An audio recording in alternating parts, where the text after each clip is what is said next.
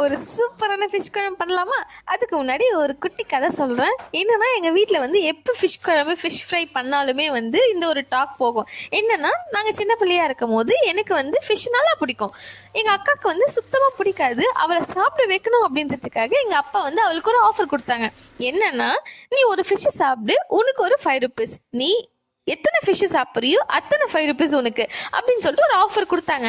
அவளுக்கு வந்து இதை அக்செப்ட் பண்ணலாமா வேண்டாமான்னு. ஏன்னா 5 rupees அப்போ ரொம்ப பெரிய விஷயம். ஆனால் ஃபிஷ் அவளுக்கு சுத்தமாக பிடிக்காது. சரி 5 rupeesக்காக ஜஸ்ட் ட்ரை பண்ணலாம் அப்படின்னு சொல்லிட்டு ட்ரை பண்ணி டேஸ்ட்டும் அவளுக்கு ரொம்ப பிடிச்சி போயிடுச்சு.